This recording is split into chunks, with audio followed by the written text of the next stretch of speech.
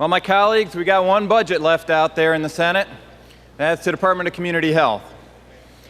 The budget right now is held up by one fundamental question. Should we expand Medicaid from the current 100% of the federal poverty limit to 138% of the federal poverty limit?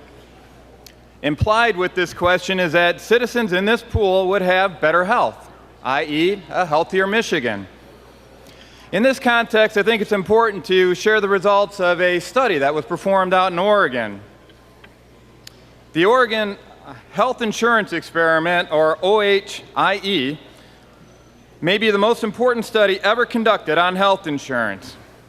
Oregon officials randomly assigned thousands of low-income Medicaid applicants, basically the most vulnerable portion of the group that would receive coverage under Obamacare's Medicaid expansion, either to receive Medicaid coverage or nothing at all. Health economists then compared the people who got Medicaid to the people who didn't.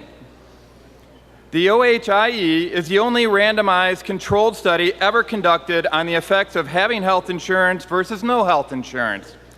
Randomized controlled studies are the gold standard of such research. Well, here are some of the study's results and conclusions. We found no significant effect of Medicaid coverage on the prevalence or diagnosis of hypertension or high cholesterol levels, or on the use of medication for these conditions.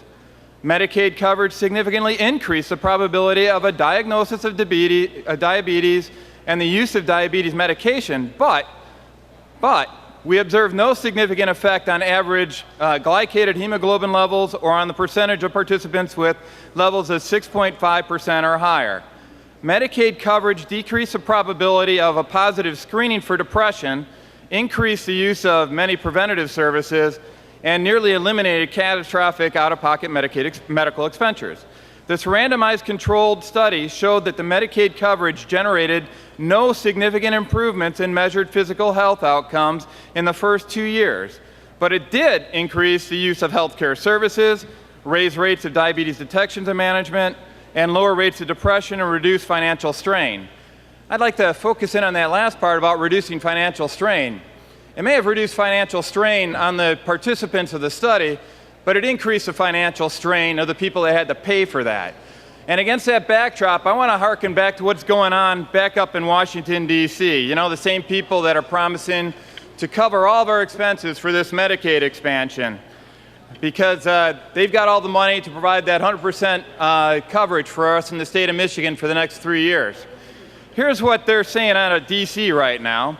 Senate Majority Leader Harry Reid says he shares colleagues' concerns that the Affordable Care Act could become a train wreck if it's not implemented properly.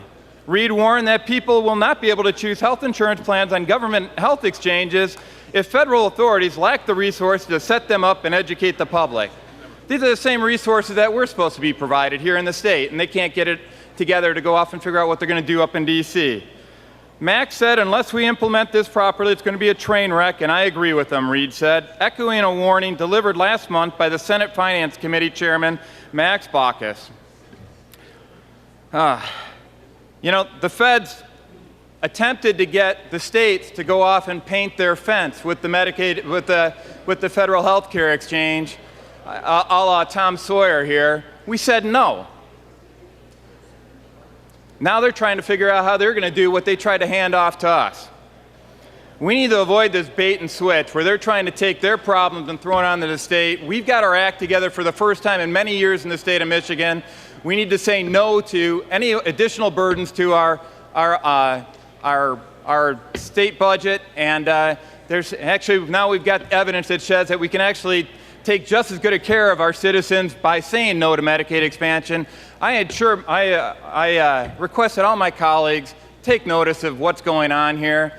Medicaid expansion is a bad deal for the citizens of Michigan, and it's a bad deal for our nation as a whole, and I urge your defeat of any measure that attempts to expand Medicaid in our state. Thank you very much.